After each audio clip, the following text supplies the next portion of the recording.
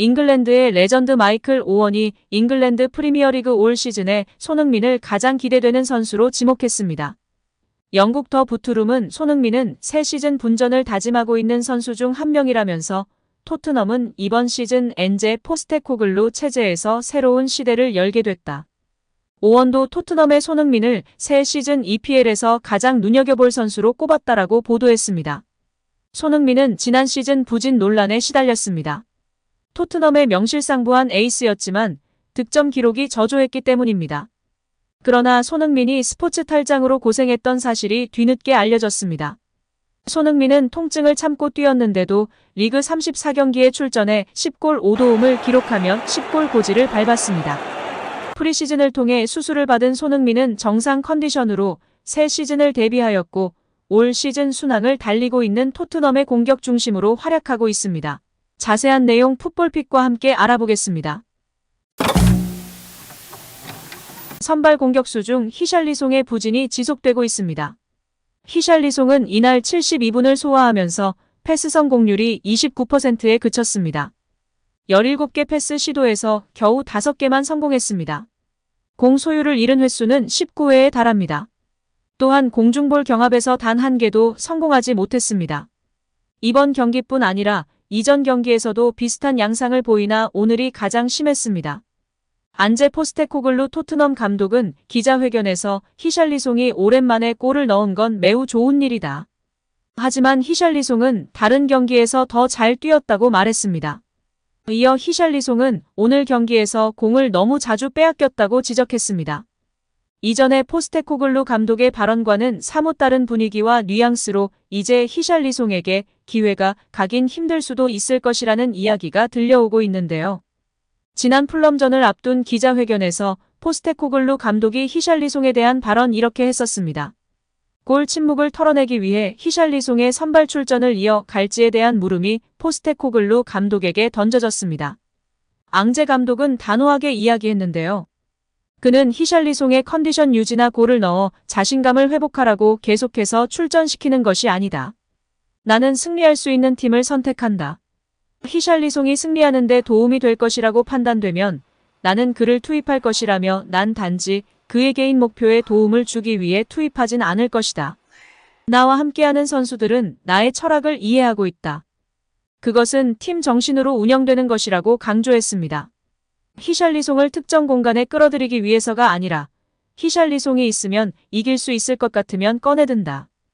이것은 우리가 프로세스를 통해 개인을 돕기 위해 만들려는 것이 아니다. 우리는 경기에서 이기고 싶고 특정 방식으로 플레이를 하기 위한 것이다. 팀을 선택할 때마다 내 머릿속엔 그 생각뿐이다고 부연했습니다. 말의 요지는 히샬리송이 자신의 전술에 부합하게 역할을 수행하고 있다. 공격수는 골로 판단을 받으나 내가 부여한 역할 속에서 적절히 수행하고 있기 때문에 출전할 수 있는 것이라고 해석할 수 있습니다. 이는 포스테코글루 감독 전술에서 최전방에서 적절히 상대팀을 압박하고 연계 플레이를 통해 동료들에게 기회를 창출하고 공간을 만드는 역할을 부여받았음을 판단할 수 있는데요.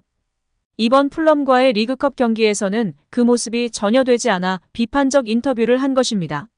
실제 영국 매체에서도 히샬리송의 부진에 대해 통계 자료를 통해 지적하고 있는데요. 지난 본머스전에서도 유효 슈팅 1회, 볼 터치 29회, 패스 성공률 77%, 경합 7회 중 2회 성공, 공중볼 경합 5회 중 2회 성공에 그쳤습니다. 축구 통계 매체 후스코어드닷컴은 히샬리송에게 평점 6.2점을 주며 선발 출전했던 22명 가운데 4번째로 낮은 평가를 내렸습니다. 특히 이날은 남은 시간 손흥민 최전방으로 옮겨간 후 키패스가 2회 나왔고 볼터치도 70회 이상 가져가면서 적은 시간에 훨씬 많은 공격 기회 창출을 이뤄냈다는 점에서 언론 및 팬들의 찬사를 받고 있습니다. 이제 정말 앙제 감독의 인내심이 끝난 것 같은데요. 손흥민이 중앙으로 이동하여 프리롤 역할로 공격에 자유롭게 관여할 수 있도록 할 것인지 지켜봐야 할 것 같습니다. 한편 영국 가디언이 잉글랜드 프리미어리그에서 경쟁력을 보여주고 있는 아시아 선수들을 조명하면서 손흥민이 활약에 걸맞은 평가를 받지 못하고 있다고 전했습니다. 매체는 손흥민과 미토마는 노력과 재능을 갖췄음에도 마땅한 존경을 받지 못한다며 특히 손흥민은 종종 세계에서 가장 과소평가된 선수로 묘사된다고 지적했습니다. 가디언은 아시아는 여전히 좋은 선수들이 나오는 곳으로 여겨지지 않으며 일본 또한 보편적으로 축구 강국으로 평가되지 않는다고 설명했습니다. 일본 선수들은 마케팅 능력도 덤해져서 우리보다 훨씬 많은 선수들이 해외파로 활동하고 있는 실정인데요. 일단 우리 국내 선수들은 마케팅 능력보다는 실력 우선으로 해외에 진출하고 있는 상황입니다. 이번에 U20 월드컵에서 활약한 배준호 선수도 잉글랜드 2부 리그 스토크시티 이적이 유력한 상황이라고 하는데요. 우리 선수들이 모두 제대로 평가받고 좋은 활약을 펼쳤으면 좋겠습니다. 특히 이번에 첼시에 이적한 카세이도는 만약 아시아인이었다면 1944억 원의 이적료가 나왔을까 싶습니다. 이미 국적을 넘어 카세이도 선수 자체가 저 금액이 아니라는 평가가 다수인 상황인데요. 아무튼 우리 손흥민 선수가 이번에 팀의 주장으로 제대로 멋진 모습을 보여줘서 다시금 제대로 된 평가를 받았으면 좋겠습니다.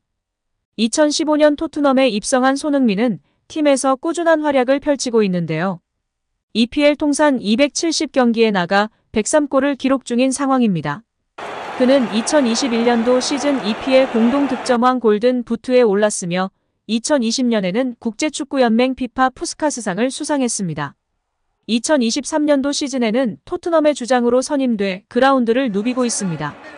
이제 많은 팬들이 레비의 팀, 영국인들의 팀에서 국적 등의 차별 없는 선수들과 팬들을 위한 토트넘으로 변모하고 있는 신호탄이 손흥민 선수의 주장 선임이라고 칭찬하고 있는데요.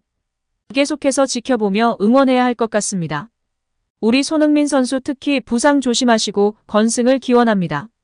특히 이번 본머스전에서도 이런 흐름을 이어가야 할 텐데요. 부진하고 있는 히샬리송이 다시금 선발로 나오게 될지 모르겠습니다. 또한 팀에서 패스의 중추를 담당하고 있는 메디슨이 부상이라는 소식도 들려오는데요. 중요한 기점이 될 이번 본머스 리그 3라운드. 우리 손흥민 선수를 기점으로 공격이 풀리고 최전방에 출전해서 더욱 뒷공간을 잘 노렸으면 하는 바람입니다. 이제 토트넘은 토요일 저녁 11시에 벌리 원정길에 나서는데요. 리그에서의 상승세를 이어갈 수 있을지 귀추가 주목되고 있습니다. 리그컵에서 허무하게 탈락한 토트넘이기 때문에 앞으로 FA컵은 사활을 걸고 임해야 할 것이며 리그 4위를 목표로 전력으로 나아가야 할 것입니다. 그러기 위해선 리그에서의 상승세를 꾸준히 이어갈 수 있도록 벌리 원정에서 승점 3점을 꼭 챙겨야 할 텐데요. 손흥민 선수가 중심이 되어 멋진 승리를 기대하겠습니다. 오늘도 시청해주셔서 감사합니다. 늘 건강하시고 더 좋은 영상으로 찾아뵙겠습니다. 구독과 좋아요도 잊지 마시고 부탁드립니다. 감사합니다.